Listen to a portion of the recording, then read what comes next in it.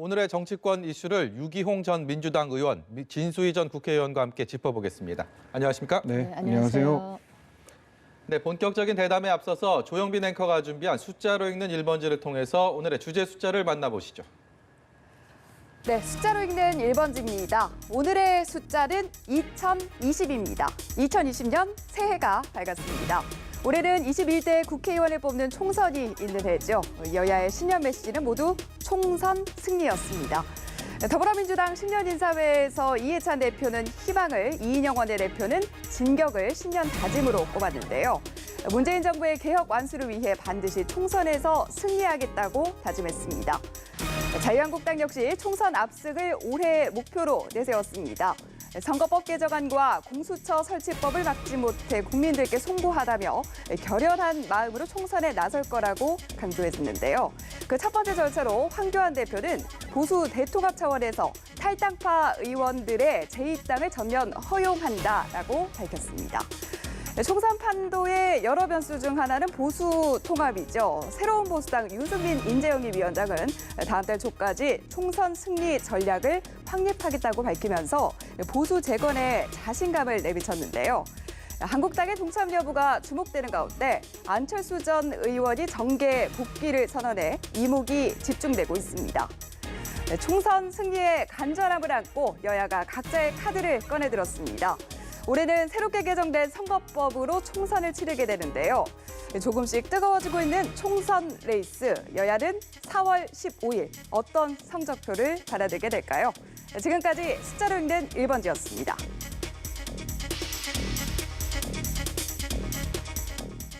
네, 2020년 새해가 밝았고 2020년은 역시 총선의 해.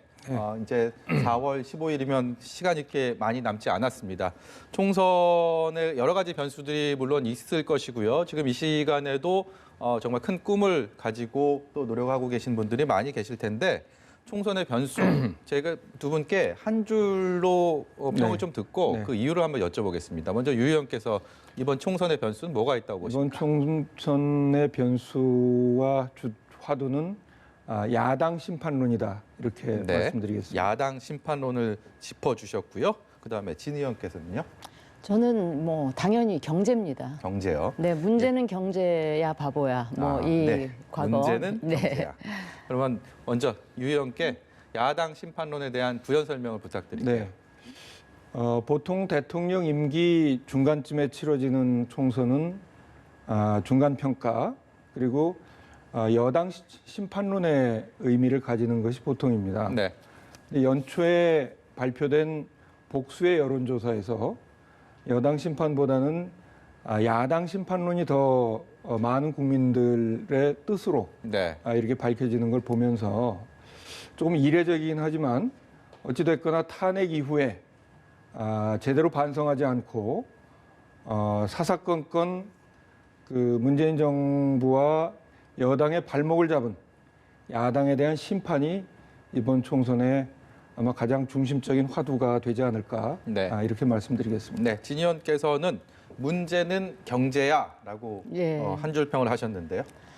그러니까 잘 아시겠지만 지난 2년 반 동안 그 대한민국 경제의 주요 지표들은 이 정권이 경제적으로 얼마나 무능한가 하는 걸 확연히 드러내 보여주고 있다. 수출, 설비 투자, 소비, 그 모든 중요한 경제 관련 지표들이 하여튼 경제 무능을 확실하게 보여주고 있다.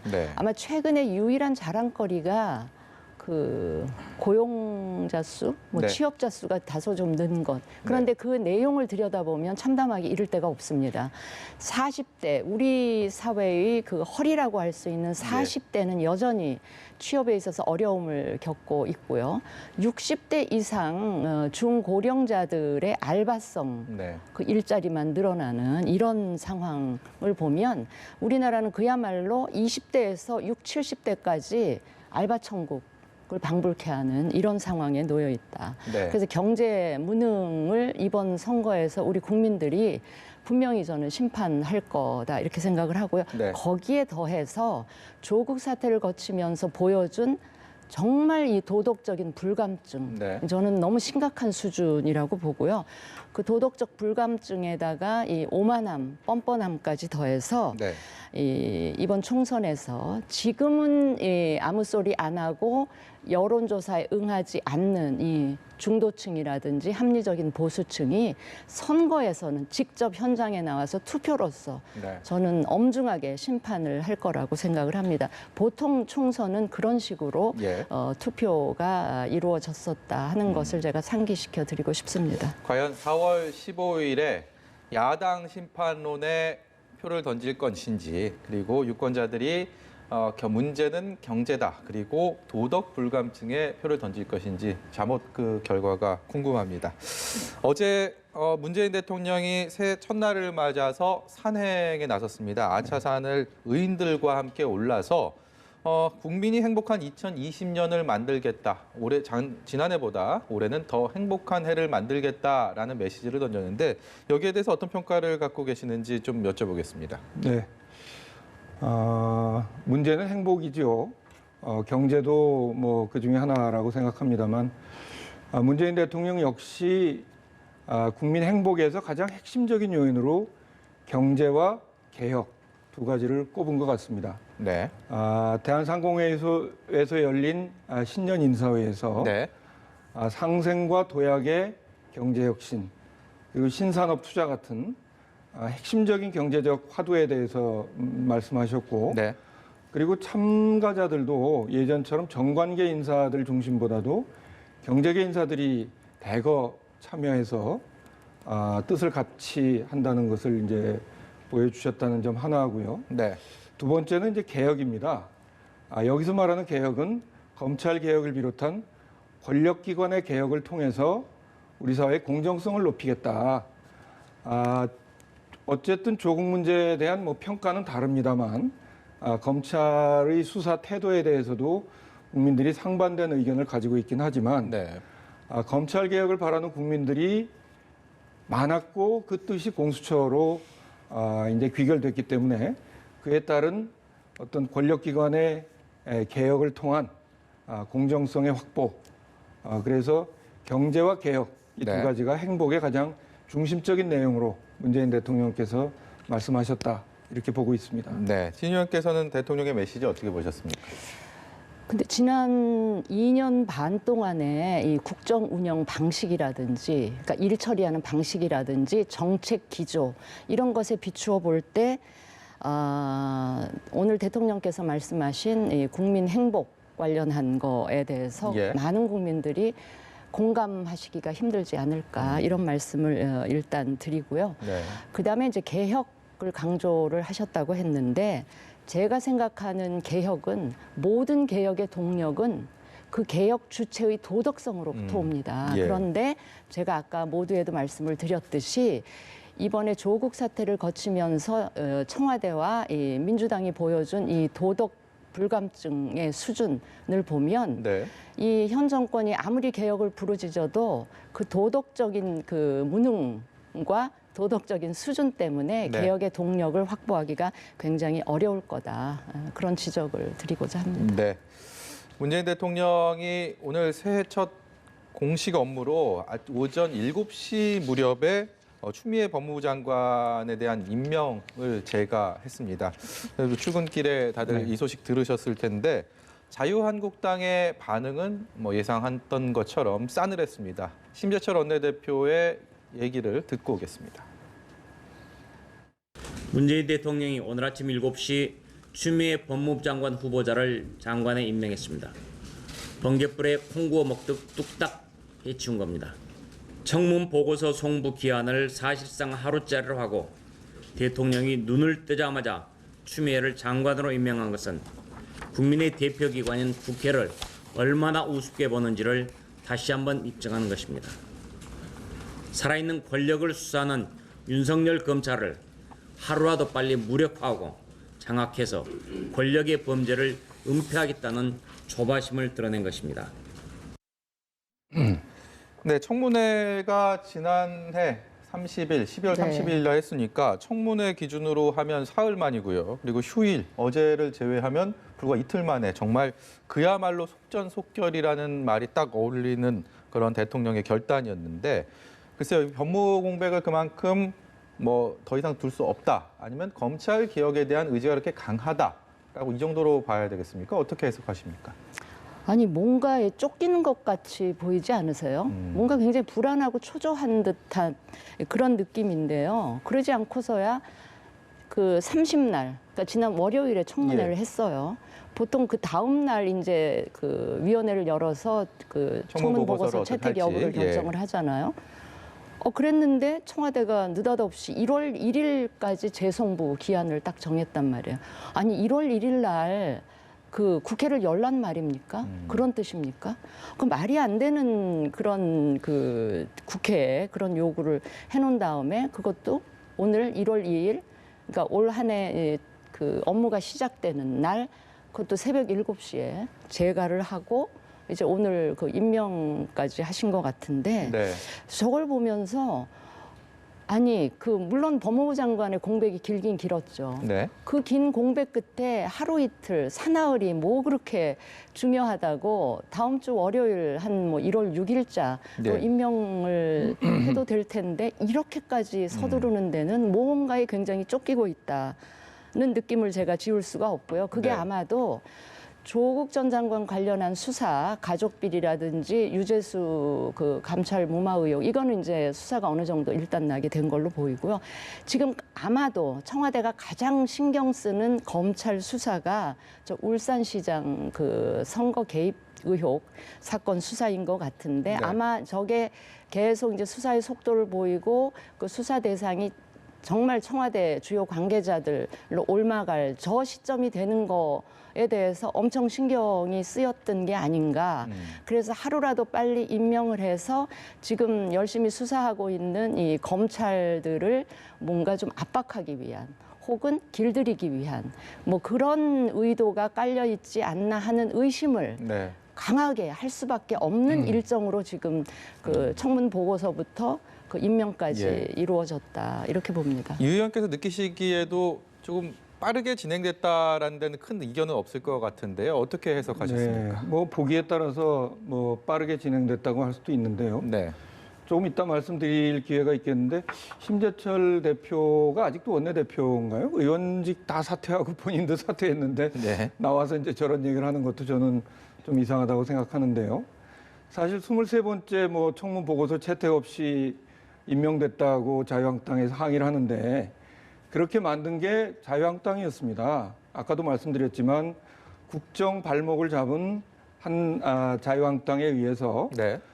매번 청문 보고서 채택을 거부하고 늦춰왔기 때문에 이런 일이 벌어졌고요. 그리고 그 까탈스러웠던 여상규 법사위원장조차도 이번 청문회는 특별한 쟁점이 없다. 네. 이렇게 얘기를 할 정도로 그리고 자유한국당 의원들도 몇 가지 문제, 그 기부금 문제라든지 논문 문제 그런데 그게 별 문제 없다는 것이 밝혀졌는데도 청문 보고서 채택을 거부했습니다. 네. 그렇기 때문에 시간을 더 끌어봤자 청문 보고서 채택을 해주지 않을 것이 너무도 분명했고 네. 또 다시 원칙적으로 말씀드리면 의원직 다 사퇴한 분들이 저런 얘기할 자격이 없어요. 네.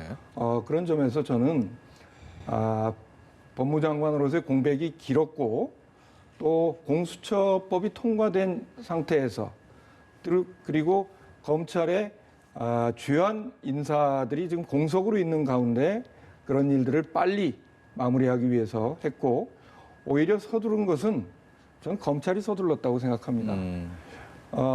그 송병기 부시장 영장 기각된 내용을 보면요.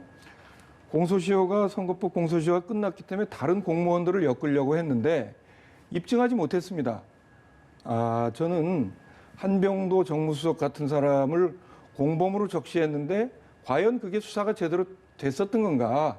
오히려 법무장관 임명 전에 어떻게든 그걸 기소하고 구속시키려고 검찰이 서둘렀던 것이지. 네. 제가 보기에 이번에 이것은 뭐 그렇게 서두른 인사라고 보지 않습니다. 네. 추미애 장관이 오늘이 아니고 내일 오전에 이제 취임식을 갖고 공식적인 업무에 들어가게 되는데 앞선 청문회에서도 저희가 봤습니다만 네.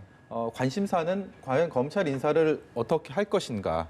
청문회에서는 여기에 대해서 여야 의원들이 줄기차게 물어봤지만 네. 거기에 대해서 딱 떨어지는 대답은 하지 않았습니다. 추미애 장관은. 그런데 지금 이제 사실 기관의 수장이 바뀌었을 때 인사가 있는 것이 뭐 일반적인 상황이었지만 지금의 검찰 상황이 여러 가지 사건들 또 정권의 핵심과 관련된 뭐 사안들이 있기 때문에 이런 민감한 시기에 검찰 인사를 어느 정도까지 하게 될 것이냐, 또 실제로 인사를 단행할 것이냐 관심이 모아질 수밖에 없습니다. 두 분께 어떻게 전망을 하시는지 좀 차례로 여쭤보겠습니다. 먼저 진 의원께서 말씀해 주시죠. 네, 저도 관심 있게 지켜보고 있고요. 조금 아까 유 의원님이 말씀하신 청문 보고서 채택 없이 임명한 네. 이거를 야당한테 그 책임 전가하는 거는 그러니까 오만하다는 그 비판을 받을 수밖에 없습니다. 아니 청문 보고서 채택 안 하는 게 전혀 하자가 없는 정말 훌륭한 후보인데도 청문 보고서를 채택을 안 했습니까? 그리고 그렇게 해왔죠, 자유한국당이. 보고서 채택 없이 임명한 그 건수만 해도요.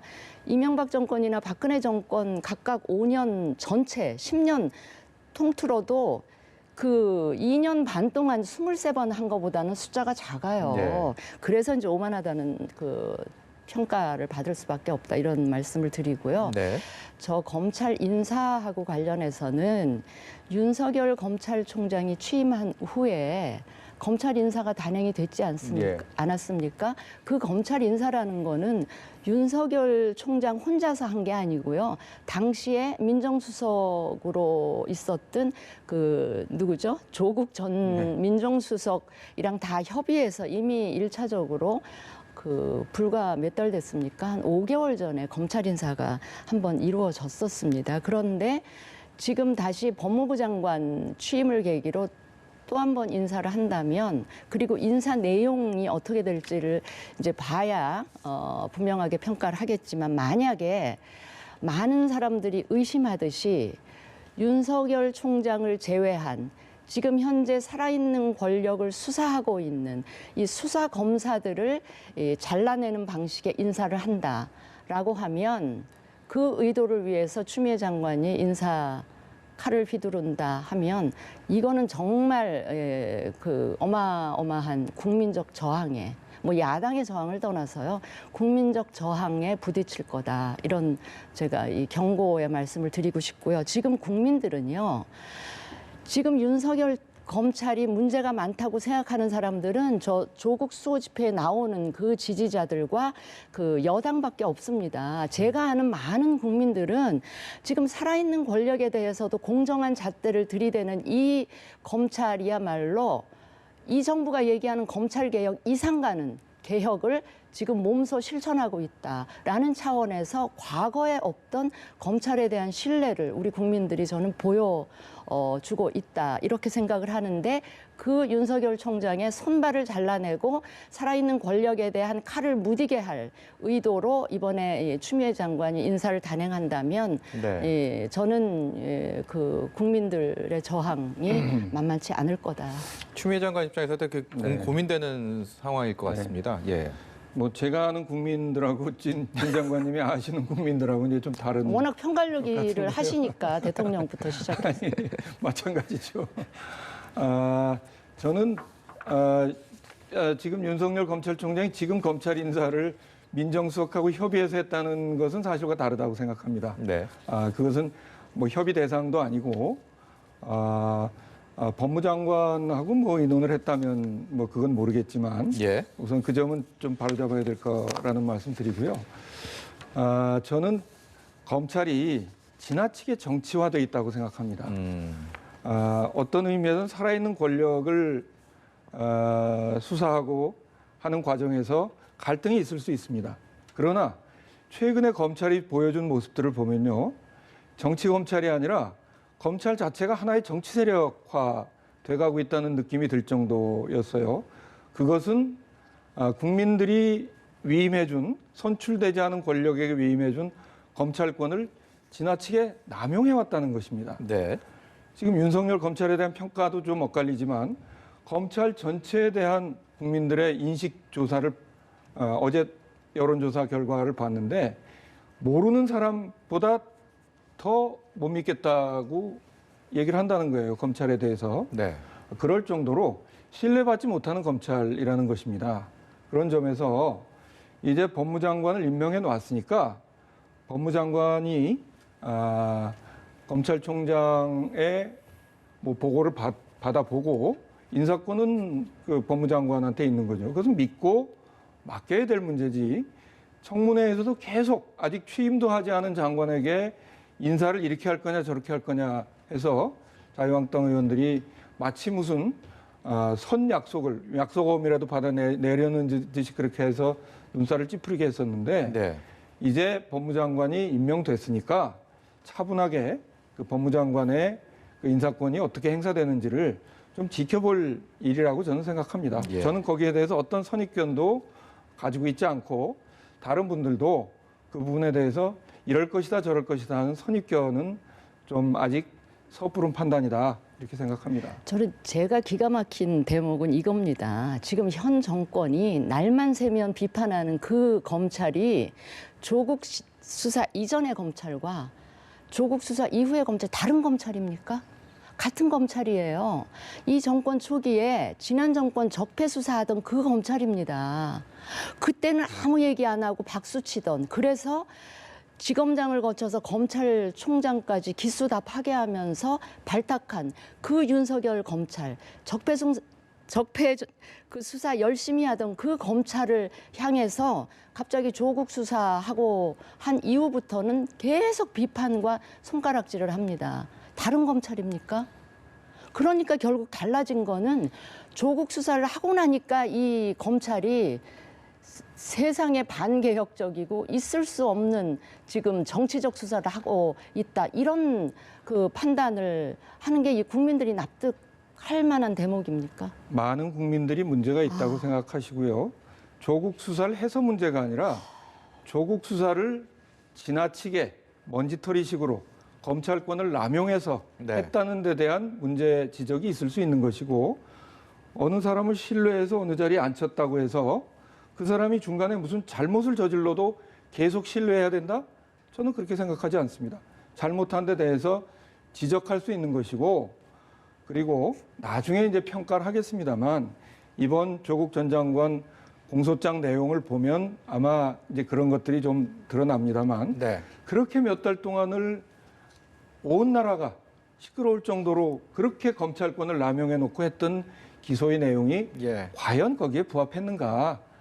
저는 재판 결과를 겸허하게 좀 지켜볼 일이라고 생각합니다. 그래서 제가 도덕적 불감증을 계속 반복해서 강조하는 이유가 지금 조국 그 전 장관 기소 공소장에 나온 내용이 뭐 옹색하다. 네. 그렇게 4개월 동안 해놓고 겨우 이 결과 내자고 수사했냐. 수사권 남용이다. 이렇게 얘기를 하는데 그 12가지 혐의가 그렇게 가벼운 겁니까? 아무것도 아닌 겁니까? 제가 보기에는 어마어마한 내용을 담고 있어요. 네. 그렇게 열심히 수사한 그 내용입니다.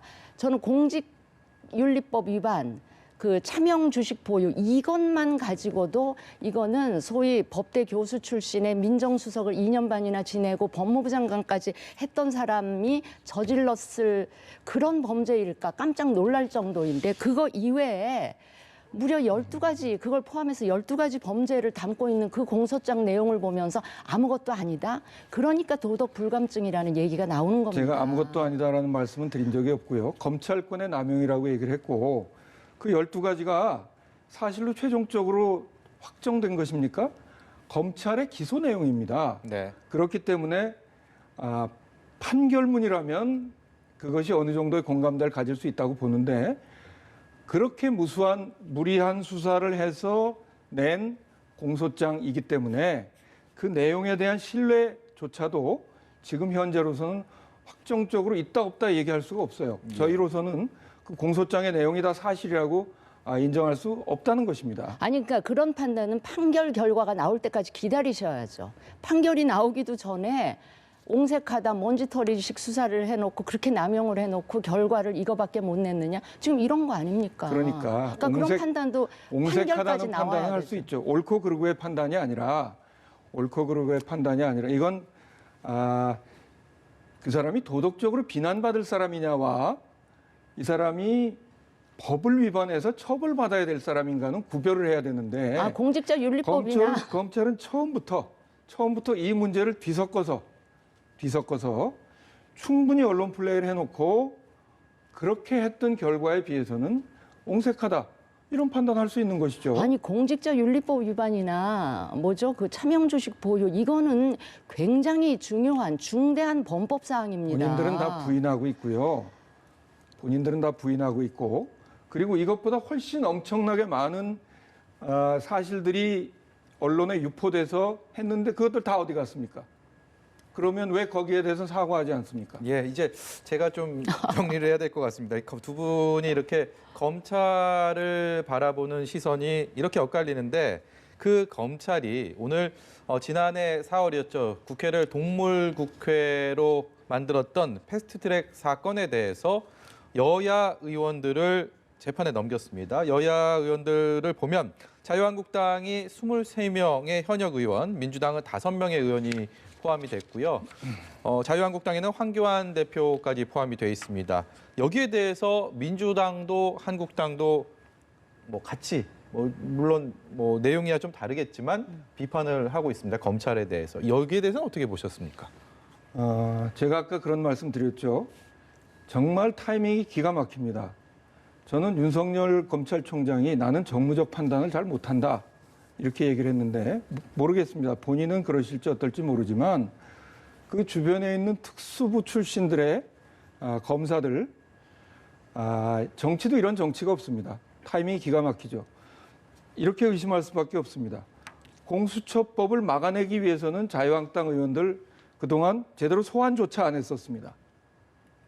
그러다가 공수처법 통과되고 나서 이제 검찰 인사를 앞두고 새로운 법무장관이 취임하는 바로 그날 마치 무슨 알리바이라도 만들듯이 했던 이 시점 여기에 대해서 우선 저는 굉장히 좀 개탄스럽다는 표현이 이 검찰의 지나친 정무적 판단 그리고 또 하나는 지나치게 늑장 수사였을 뿐만 아니라 기계적 균형을 맞추는 수사였다고 생각합니다. 패스트트랙 국회 선진화법을 어긴 것은 자유한국당 의원들이었는데 거기에다가 민주당 의원들까지 끼워 넣기로 한 이런 부분에 대해서는 저희 민주당 의원들 입장에서는 항변할 일들이 많다 하는 점을 말씀드리겠습니다. 제가 반박드릴 게 너무 많은데 일단 타이밍 얘기를 하시는데 타이밍은 어느 타이밍에 갔으면 비판을 안 했겠습니까? 저는 그거는 말이 안 된다고 그냥 갖다 붙이는 그 핑계라고 보고요. 공수처법 얘기를 하시는데 제가 이해하기로는 윤석열 검찰이 공수처법에 대해서는 한 번도 반대 의사를 표시한 적이 지금까지 그러니까 얼마 전까지는 없었어요. 그러다가 그 4+1인지 밀실 협의체 내에서 막판에 이 소위 독소 조항이라고 불리우는 것들이 들어간 이후에 검찰이 기소 관련된 얘기들이 저 조항으로 포함되면서 검찰에 그렇죠. 반응이 나왔죠. 고위공직자 수사 정보가 취득된 순간부터 공수처에 보고를 하라. 아니 공수처하고 검찰이 무슨 상하 관계도 아니잖아요. 별도의 조직인데 누가 누구한테 보고를 합니까? 그러니까 그 의도를 의심받게끔 한 건데 바로 그 시점부터 검찰은 이제 공수처법에 문제가 있다 반대 의사 표시를 한 거니까 지금 이 선진화법 의원들 수사나 기소 관련한 거랑 그거랑 엮는 거는 진짜 무리한 엮는 것이고요. 그래서 그건 아니고 그다음에 민주당 의원들이 뭐 잘못했다고 기소 대상이 됐느냐 이런 얘기를 하시는데 보통 폭행 사건이 있으면 제가 이해하기로는 쌍방 폭행 그러니까 맞기만 하지 않고 그거에 대한 방어 수단으로 때렸어도 쌍방 폭행이 되는 그런 원리가 적용된 거 아닌가 싶고요. 예. 그다음에 늦장 수사라고 얘기를 하시는데 국회가 계속 열렸지 않습니까? 그것도 선거법이며 검찰 개혁 법안이며 예산법 처리가 줄줄이 걸려 있는 11월 국회 동안 의원들 소환하기가 굉장히 검찰로서는 결코 쉬운 일이 아닙니다. 그거 처리되기 어느 정도까지 기다렸다가 저는 이 지금 기소, 그것도 이제 소환 조사가 제대로 안 되니까 그냥 소환 없이 기소를 한 게 아닌가 싶어서 이걸 가지고 타이밍에 문제가 있다, 늦장 수사다, 무슨 가치 기계적 균형이다. 저는 지금 말씀하신 거 전부에 제가 동의할 수가 없습니다. 네. 근데 뭐 팩트 체크 차원에서 몇 가지 말씀드리면 국회가 계속 열려 있었습니까? 9개월 만이거든요. 중간에 얼마든지 소환하고 수사할 시간이 많았는데 9개월 만에 이제 기소했다는 것은 국회가 그동안 쉬고 있었던 기간도 많이 있었습니다. 소환할 시간 충분히 있었다는 점 말씀드리고요. 예. 공수처법의 보고라고 말씀하셨는데 법률적으로 보고하게 돼 있지는 않습니다. 네. 통보하게 돼 있는 것이죠. 정보를 공유하는 것입니다. 그런 점에서 저는 검찰이 공수처법에 반대한 적 없다고 얘기했지만 윤석열 총장이 청문회 과정에서는 그렇게 얘기를 했어요. 그러나 검찰 내에서 기소독점주의를 위협하는 공수처법에 대해서 반대하는 생각을 가지고 있다는 것은 이미 다 알려져 있었던 일이고요. 더더군다나 24조 2항에 대해서 대노했다. 네. 그건 뭐 왕들이나 쓰는 표현인데 그 대노했다는 표현을 어떻게 언론에서 알았겠습니까? 그건 검찰 내에서 흘린 거죠. 그 가까운 사람들끼리 모여 앉은 자리에서 대노했을 텐데 검찰 관계자들만 그게 언론에 알려진 건 이건 분명히 흘린 것이다. 네. 반대 의견을 그런 식으로 언론을 통해서 국회 압박을 가한 것이죠. 네. 근데 있잖아요. 지금 공수처법 설치하고 검경 수사권 조정이라는 두 검찰 개혁 법안이 정말 모순되는 게 검찰이 가진 무소불위의 힘을 좀 분산시켜야 되겠다, 빼야 되겠다라는 취지에서 검경 수사권 분리를 해가지고 수사와 기소를 좀 분리하자는 취지 아닙니까? 그런데 공수처는 뭡니까? 공수처는 수사와 기소까지 다 독점하는, 그래서 무소불위의 괴물 같은 기구가 아니냐 이런 비판이 나오는 이유가 그겁니다. 그러니까 네. 검찰 개혁한다면서 검찰의 무소불위에 힘 뺀다면서 공수처는 그 두 가지 권한을 같이 다 몰아주는, 이 앞뒤가 안 맞는 얘기 아닙니까? 네, 저희가 검찰 얘기만 하다가 이게 시간이 다 흘러가겠습니다. 그래서 제가 네. 진행자 입장에서 주제를 좀 돌려보도록 하겠습니다. 앞서서 저희가 총선의 해라고 해서 두 분께 짤막한 한 줄 평도 들어봤는데 총선의 여러 가지 변수들 중에서 특히 보수 통합이 화두로 다시 떠오르고 있습니다. 여기에 주요한 3명의 인물이 등장을 했는데요. 자유한국당 황교안 대표, 그리고 새로운 보수당 인재영입 위원장인 유승민 전 대표, 그리고 여기에 안철수 전 대표까지 등장했습니다.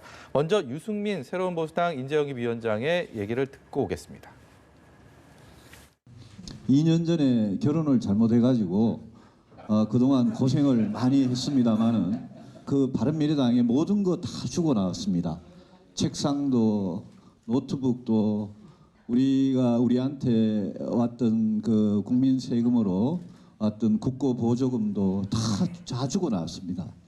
그런데 한 가지 우리가 안 주고 우리가 갖고 나온 게 있습니다. 바로 그 창당 정신은 우리한테 있습니다. 아무리 늦어도 한 2월 초 정도까지는 정말 중도 보수 세력 전체가 그런 어떤 보수 재건의 원칙에 동의를 하고 정말 힘을 합쳐서 그게 뭐 구체적으로 무슨 통합이 되든 연대가 되든 어떤 형태가 되든 이번 총선에서 이길 큰 전략을 수립할 수 있느냐. 민주당 입장에서는 이른바 지난해 국회 연말 정국을 통해서 4+1 이른바 범여권의 협의체라는 것을 공고화하는 계기가 됐다고 하면 자유한국당 입장에서는 이제 새로운 보수당 이제 창당을 앞두고 있는데 이른바 보수 통합에 대한 것들이 어떤 결과를 어떤 귀결이 어떻게 귀결될지가 관심을 모으고 있는 상황인데 그 축인 지금 자유한국당 황교안 대표 그리고 유승민 전 대표, 유승민 새로운 보수당 인재영입 위원장. 물론 유승민 위원장이 3대 선결 조건을 통합을 위해서 제시를 했는데 거기에 대한 답은 마땅히 돌아온 게 없었고요. 그리고 뭐 보수 통합의 시점도 지금 들어보셨지만 2월 초, 1월까지 뭐 이것도 좀 엇갈리는 것 같고 게다가 황교안 대표는 유승민 위원장에게 유아무개라는 표현까지 써서 또 화제가 됐습니다. 좀 삐걱대고 있다고 볼 수밖에 없는 상황인 것 같아요. 그런데 뭐 그 기한하고 관련해서는 한쪽은 뭐 1월 안에 다른 쪽은 2월 초 그건 뭐 그 차이라고 볼 수가 없고요. 네. 아마도 그 유승민 이쪽 그 먼저 새로운 보수당 쪽이 됐든 특히 한국당 쪽에서는 지난 연말 국회 상황을 보면서 정말 무도한 상황이었잖아요. 우선 예산안 처리 4+1의 밀실 협의체에서 속기록에 남지도 않는 그런 회의를 통해서 예산안이 확정이 되고 국회의장은 부수법안 처리도 뒤로 미루면서 예산안 처리했고요. 그다음에 선거법은 게임의 룰인데 제1야당 제끼고 일방적으로 처리했죠. 그다음에 세 번째 공수처 조항 역시 패스트트랙 애초에 태울 때랑은 전혀 내용이 달라진 그 독소 조항이 들어간 그걸 4+1 밀실 협의체에서 그것마저도 그 정한 이 내용을 처리하는 이 국회 상황을 보면서 아마 한국당 의원들이 됐든 새로운 보수당 의원들이 됐든 이 무도하고 비민주적이고 비상식적인 소위 민주당과 민주당의 위성정당들 역할을 했던 이 정당들에 대해서 대항하기 위해서는 이 보수 진영도 하나로 뭉칠 수밖에 없다. 그러니까 작은 차이는 좀 덮어두고 뭉쳐서 막아내야 되겠다. 라는 판단을 저는 분명히 했다고 보고요. 그래서 네. 어떤 점에서 보면 지금까지 동력이 채 만들어지기 굉장히 힘들었던 이 보수 통합이 오히려 연말 국회에 민주당을 포함한 4+1 협의체가 보여준 이 무도한 국회 운영, 이게 오히려 보수 통합을 촉진하는 촉진제로서의 그 역할을 한 게 아닌가 싶어서 아마 앞으로 1월 내지 2월 달, 특히 1월 한 달은 이 보수 통합 관련해서 뭐 보이는 든 보이지 않는 물 밑에서든 엄청난 그 논의들이 진도가 나가지 않을까 그렇게 생각을 합니다. 황교안 대표가 유승민 대표를 가리켜서 유아무개라고 언론들 취재진 앞에서 얘기했던 것은 어떻게 봐야 됩니까? 그거는 정치 도의상 굉장히 잘못하신 거고요. 어떤 형태로든 좀 사과를 하시는 게 앞으로 또 통합을 논의할 그런 파트너로 그 생각을 한다면 뭔가 그 워딩에 대해서는 일정하게 사과든 유감 표명이든 하셔야 될 것 같습니다. 네, 민주당 입장에서는 이런 보수 진영의 통합 움직임, 통합 논의에 대해서 지금 이 시점에서 어떤 생각을 갖고 어떻게 바라보고 있을까요? 네, 굉장히 그 고차방정식이 될 수밖에 없다 이런 생각을 좀 합니다. 지금 한 명씩 의원들이 한두 명 있는 정당이 벌써 여러 개 생겼거나 생길 예정이고 네. 지금 8석까지인 새로운 보수당이 이제 창당되면 자유한국당 입장에서는 다 흡수 통합을 원하겠지만 우선 유승민 대표부터 흡수 통합은 절대로 받아들이지 않을 거라고 생각하거든요. 헌집이 아닌 새집을 짓자라고 그렇죠. 조건을 그렇게 되면 걸지 이제 않았습니까? 신설합당 방식으로 해야 되는데 최근 들어서 자유한국당이 신설합당에 대한 경험도 없습니다. 옛날 3당 야합 때 빼고는.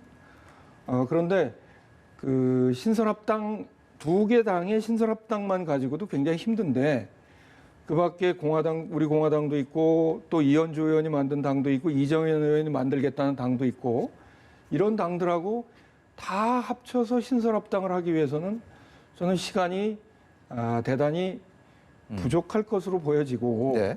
그리고 또 죄송스러운 말씀이지만 그동안 보여진 여러 가지 속에서 황교안 대표나 자유한국당 지도부들이 보여준 무능 그런 것들이 과연 저는 그 정치적 무능이 유아무개라는 말 속에 그대로 드러나는데 대등한 상대로 보지 않는다는 것이 무의식적으로 그렇게 표현된 것이라고 생각됩니다. 예. 저는 저런 태도를 가지고 근데 물리적으로 보면 2월 초까지 합당을 하지 않으면 공천심사위원회를 만들어서 공천 과정을 거쳐서 2월 말 3월 초면 공천을 해야 되는데 역산에서 보면 2월 초까지 마무리되지 않으면 안 되는데 그게 이제 한 달밖에 네. 안 남아 있다는 점에서 저는 그 과정이 대단히 험난할 것으로 이렇게 보여진다는 점을 말씀드리고 거기에 이제 안철수 대표가 돌아오면서 방정식이 훨씬 더 고차 방정식으로 다시 네. 될 가능성이 크다 네. 이렇게 보여집니다. 그거는 제가 보기엔 민주당 좀 희망사항이 아닐까 싶고요.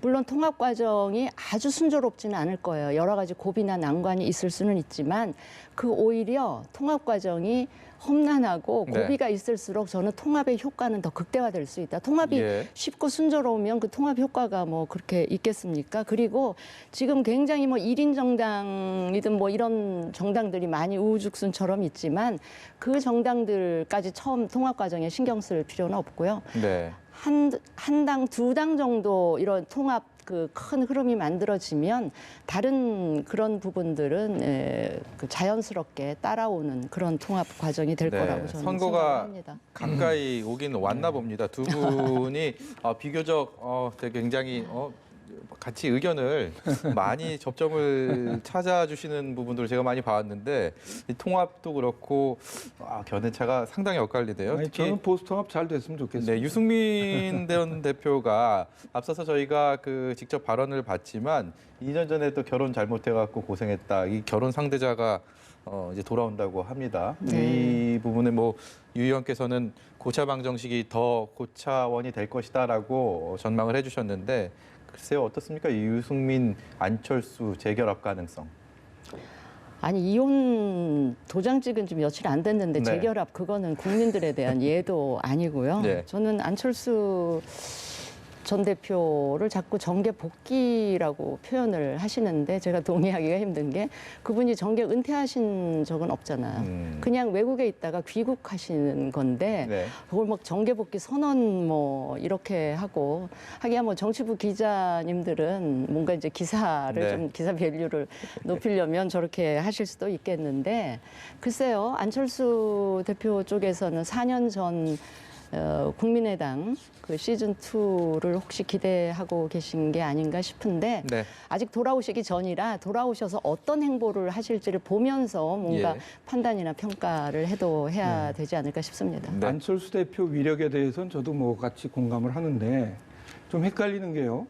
메시지가 일관되지 않아요. 유승민 대표는 결혼 잘못했다고 했는데 하태경 창당 준비위원장은 정작 열렬히 환영한다. 예. 또 이렇게 발언하고 어느 보수 언론을 보면 황교안, 유승민 두 분이 뭐 물밑에서 지금 통합 추진하고 있다고 하는데 황교안 대표는 또 유아무개라고 뭐 비하하는 발언이죠. 저는 네.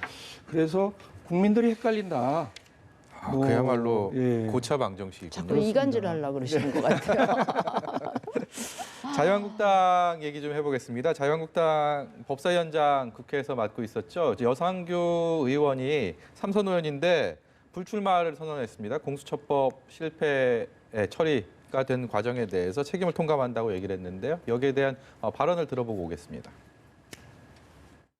저는 원래 그 공수처 법안 선거법 연동형 비례제 선거법과 공수처 법안이 국회에서 처리될 때 몸으로 막았어야 된다고 생각하고요. 아하, 예. 네, 그리고 이 뒤늦게 다 통과된 뒤에 아주 처리될 때 본회의장에서 본 자유한국당 의원들의 이 행태는 굉장히 무기력했잖아요. 네. 예, 저는 굉장히 분노를 느꼈습니다. 그래서 그런 걸 겁을 먹고 뒤로 나앉아서 가만히 쳐다만 보고 있었다는 것은 네. 말이 안 되고요. 그런 행위를 또 조장한 책임이 당 지도부에 있다고 봅니다. 아하. 예, 당 지도부에서 예. 개개 의원들이 그렇게 고발되면 어떡하나. 결국 내가 희생되는 거 아닌가. 이런 걱정을 하도록 내버려 둔 책임은 당 지도부가 져야 된다고 생각합니다. 네, 여상규 의원에 앞서서 재선의 김도읍 의원도 불출마를 선언했고요. 뭐 내용은 대동소이합니다. 그리고 오늘은 한선교 의원이 또 친박계 의원으로 꼽히고 황교안 대표와도 매우 가까운 한선교 4선 의원이 역시 불출마를 선언했습니다. 그동안에 자유한국당이 민주당에 비해서 어떤 그런 쇄신을 위한 노력이 좀 부족하다라는 비판들이 많이 있었는데 연이은 이런 불출마 선언은 어떻게 봐야 되겠습니까? 그러니까 얼마 전까지만 해도 김세연 의원이라든지 김영우 의원 등 좀 더 정치권에서 역할을 해줬으면 싶은 분들이 좀 불출마 선언을 하셔서 굉장히 안타깝게 생각을 했는데 요 며칠 사이로 지금 저 여상규 위원장님, 네. 한성교 의원, 그다음에 김도호 의원, 그리고 그 얼마 전에 왜 윤상직 네, 의원도 그렇죠. 예, 예. 그러셨고 곽상도 의원도 뭐 비슷한 말씀을 하셨어요. 보면 이게 많은 국민들이 이제 한국당을 향해서 영남 다선 또 친박계 의원들은 좀 책임지고 용퇴하는 게 좋겠다라는 여론이 있었는데 그 여론에 좀 화답하는 그런 움직임이라서 저거는 한국당이 저런 움직임을 계기로 좀 그 공천 혁신 을 해갈 뭔가 이 기본적인 분위기는 마련이 되지 않았을까 싶어서 네. 지금까지 불출마 결단을 해주신 저분들에 대해서 그 용기와 또 큰 결심에 대해서는 네. 제가 굉장히 높이 평가를 하고 싶습니다. 저희가 민주당의 그 최근 인재 영입 관련된 얘기도 저희 두 분께 좀 여쭤보려고 준비를 했는데 시간 관계상 그 말씀은 듣기가 좀 어려울 것 같습니다. 대신 첫 번째 인재 영입 인사, 그러니까 최혜영 교수를 내 스튜디오에 모시고 민주당의 인재 영입 과정에 대해서 얘기를 좀 들어보도록 하겠습니다. 오늘 대담 여기까지 듣도록 하겠습니다. 지금까지 유기용 전 민주당 의원, 진수희 전 국회의원이었습니다. 고맙습니다. 네, 감사합니다. 고맙습니다.